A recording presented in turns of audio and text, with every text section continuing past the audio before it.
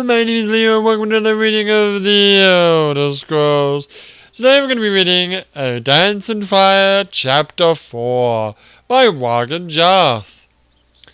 The continuing adventures of our good friend, Cyrodiilic man, Demetrius Scotty, who was fired from his job in the Imperial City, went down to Valenwood because his old co-worker told him to come, got raided, lost everything except like 45 gold pieces. Went to, I don't know if it's the capital of Valenwood, but he went to a big city in Valenwood, which is actually just a giant tree that moves. Got drunk, almost got attacked and killed. Then got another letter from his old co-worker, because he couldn't find him in the city that he went to, that he's in another city, went to the other city with a pirate, ex-pirate, and then on the way there, the town that he was supposed to go to was on fire, being attacked by Khajiit. The first attack was Khajiit as well when they got raided. And then the pirate guy died, apparently. You couldn't find him, he drowned in the river or something. And then there was another town that he was going to go to, which is also on fire. And then he found some friendly, blossomy people who were going to take him to another town, which is maybe where the ex-co-worker lives. Oh, also, before we do the book reading, just to follow up from the last book, I did look up a bunch of stuff. Maine. In fact, do I actually have that book? I do. It's in here. Where they talked about the Maine. Actually, I think that was in part 2. Was it? I remember Bardan. So Bardan is a god, but it's more like an embodiment of an ideal in Khajiit culture. So why this Bossamer captain is talking about Bardan, I'm not sure. The captain is Bossamer, right? Yeah?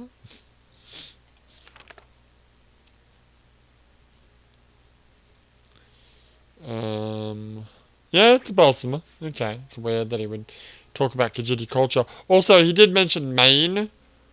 Where does it say Maine? Anyway, the Maine is there's a lot of different races, quote unquote, in the Khajiit, and it all depends on what the moon phase or the moon's phases are when you're born. And the Maine is a very special phase, which is basically like a Khajiit equivalent of like a Dragonborn. And generally speaking, the Maine becomes, there can only ever be one Maine at a time.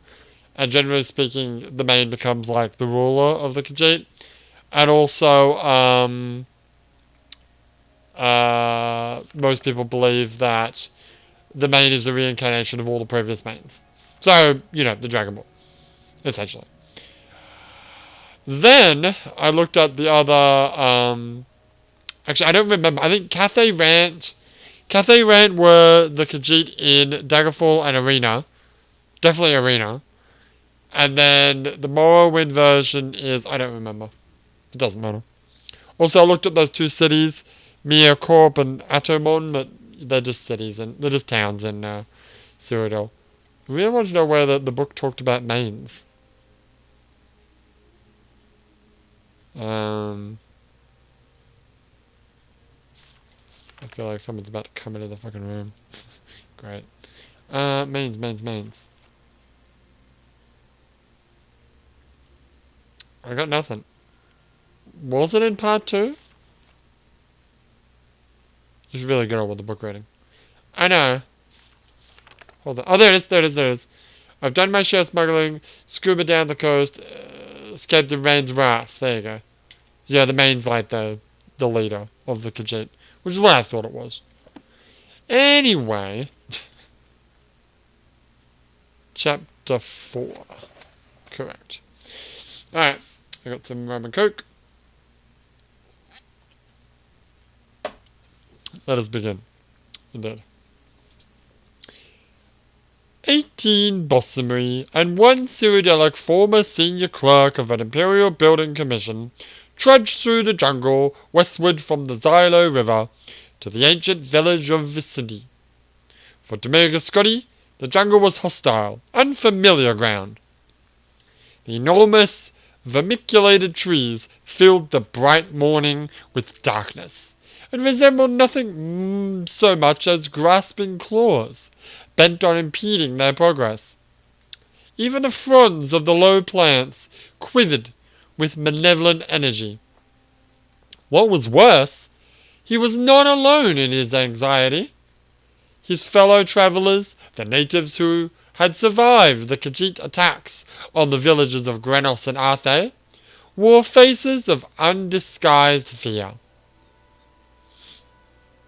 There was something sentient in the jungle, and not merely the mad but benevolent indigenous spirits.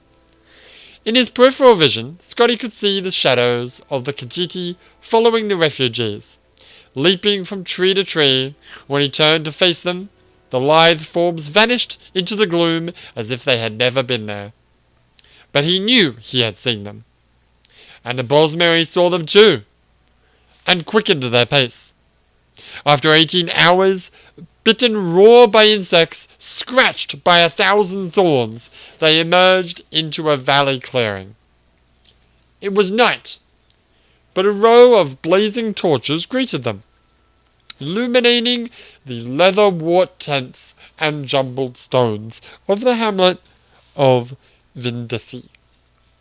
At the end of the valley, the torches marked a sacred site, a gnarled bower of trees pressed close together to form a temple. Wordlessly, the Bossumy walked the torch arcade toward the trees. Scotty followed them.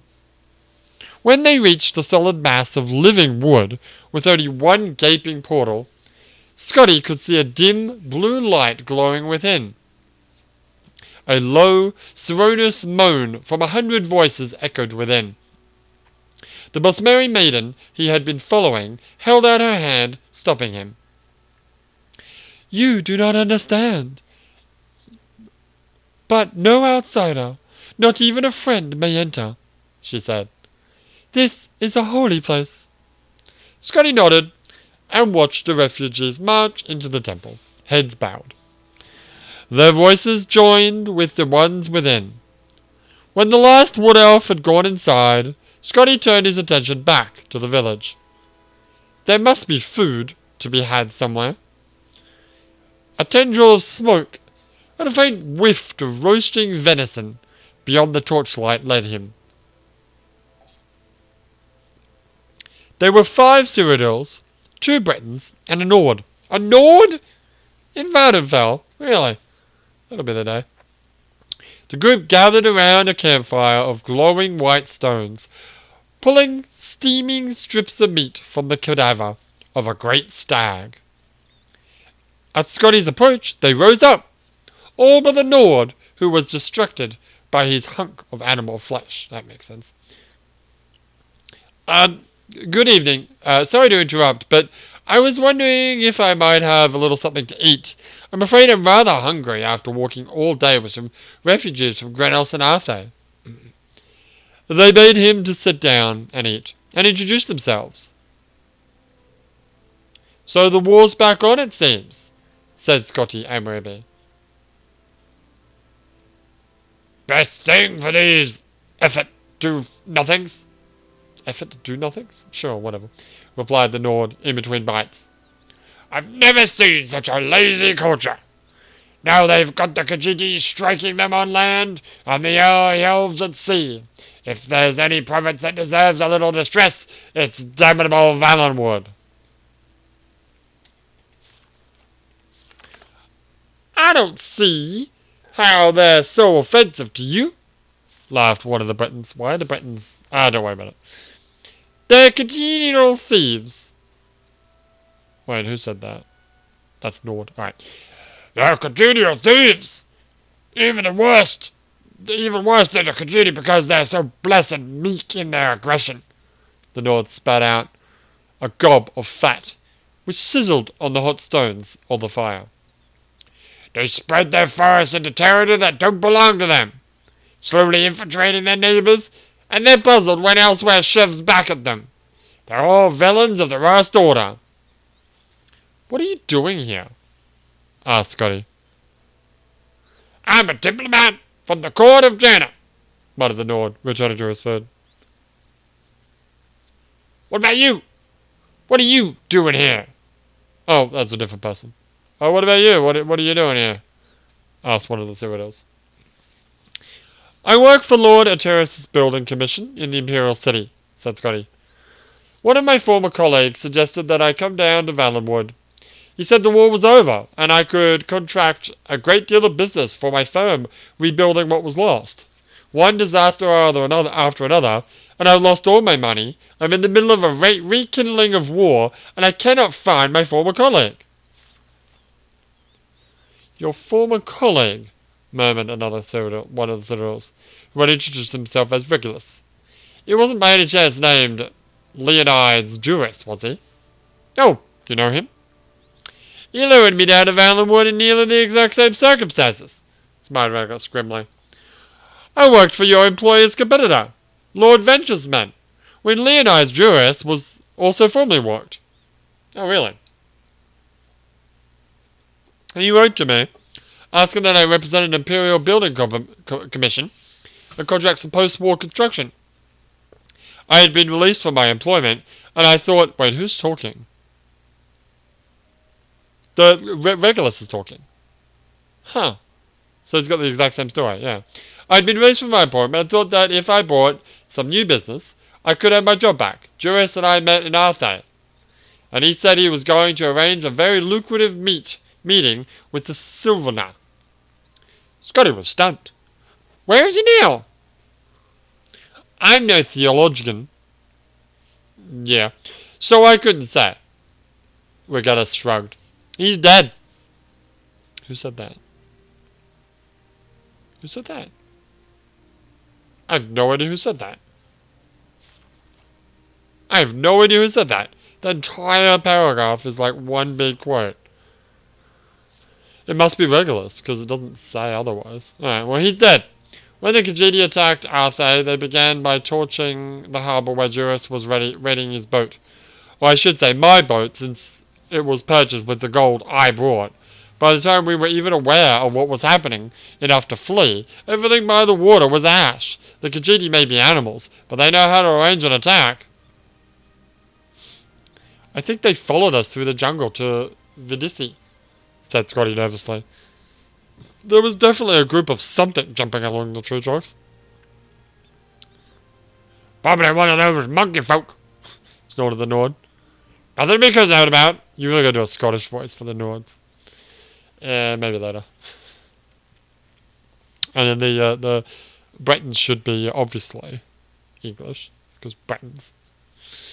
When we first, who's saying now? Who's talking? The Breton. Okay. How do you do a British accent? I don't know. You can do a posh British accent. You can do a Cockney. I don't think I can do a Cockney. I don't think I can do anything. When we first came to Sydney and the Bossomary all entered that tree, they were furious. Whispered something about unleashing an ancient terror on their enemies. Okay, so now you're. What is that? What is that? That's I forgot what that's called. Country? West Country. West Country. The Breton shivered, remembering. They've been there ever since.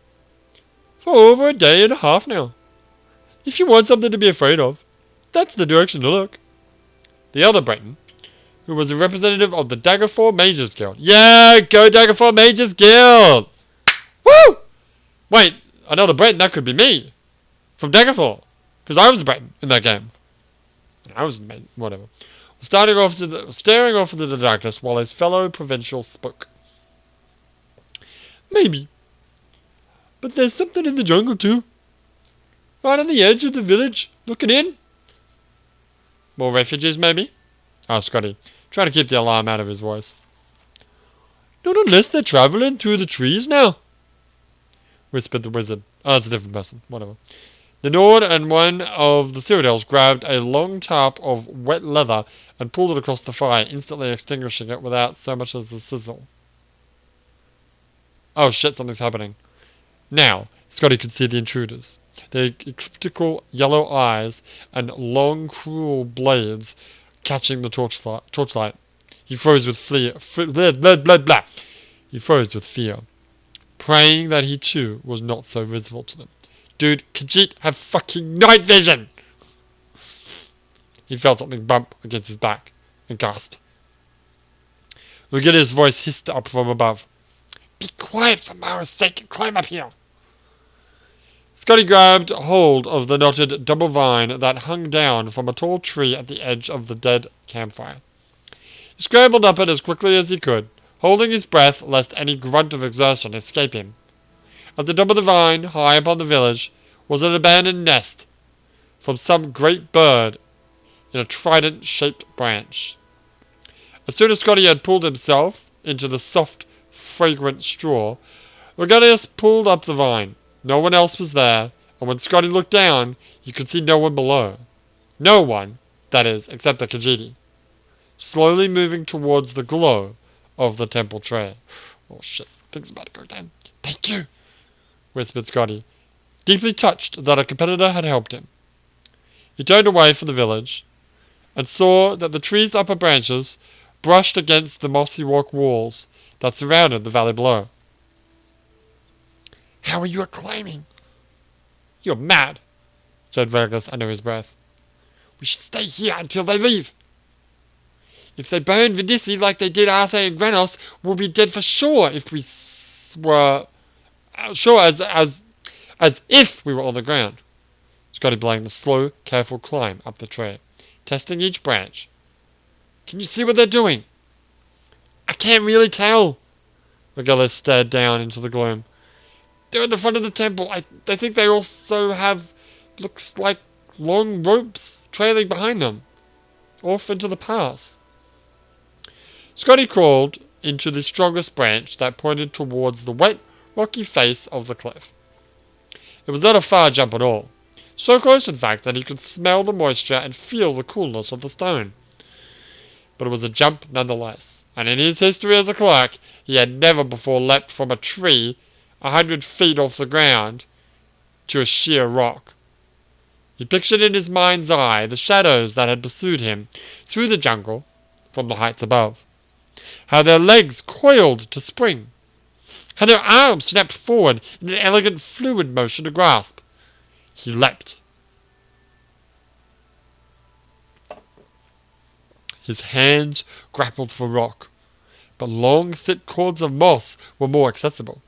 He held hard, but when he tried to plant his feet forward, they slipped up skyward.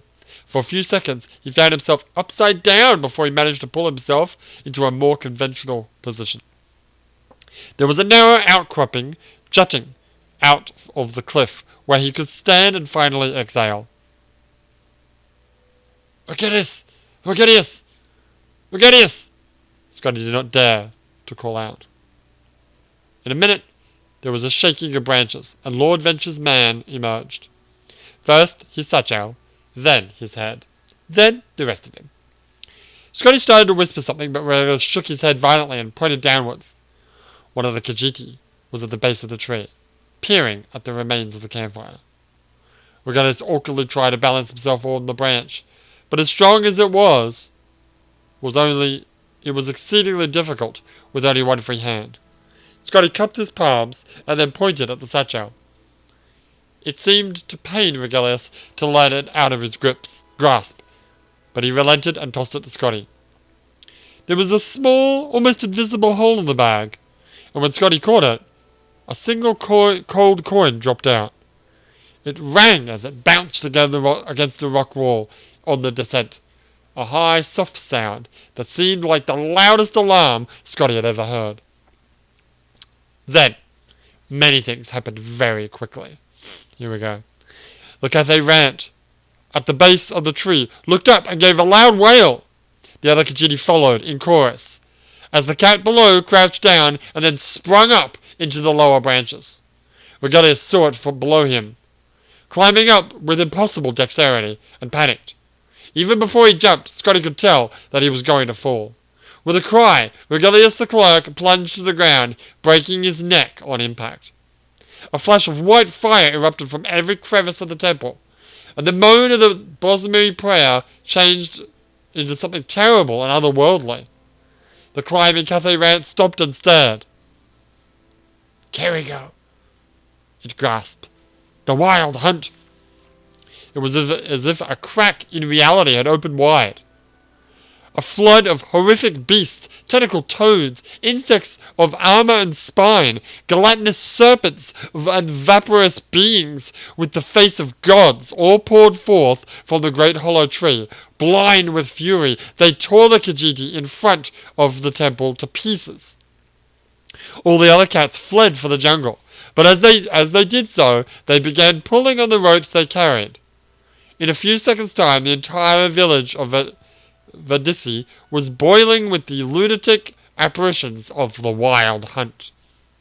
Over the babbling, barking, howling horde, Scotty heard the Cyrodiils in hiding cry out as they were devoured. The Nord too was found and eaten, at both Bretons. The wizard had turned himself invisible, but the swarm did not rely on their sight. The tree the Cathay Rant was in began to sway and rock from the impossible violence beneath it. Scotty looked at the Khajiit's fear-struck eyes and held out one of the cords of moss.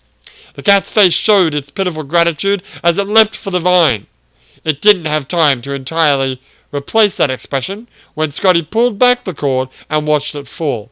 The hunt consumed it to the bone before it struck the ground.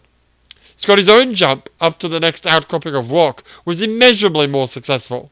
From there, he pulled himself to the top of the cliff and was able to look down into the chaos that had been the village of Vendisi. The hunt's mass had grown and began to spill out through the pass of the valley, pursuing the fleeing Khajiit. It was then that the madness truly began. Oh god, it hasn't already started. In the moon's light, from Scotty's vantage, he could see where the Khajiit had attached their ropes. With a thunderous boom, an avalanche of boulders poured over the pass. When the dust cleared, he saw that the valley had been sealed. The Wild Hunt had nowhere to turn but on itself. Scotty turned his head, unable to bear to look at the cannibalistic orgy.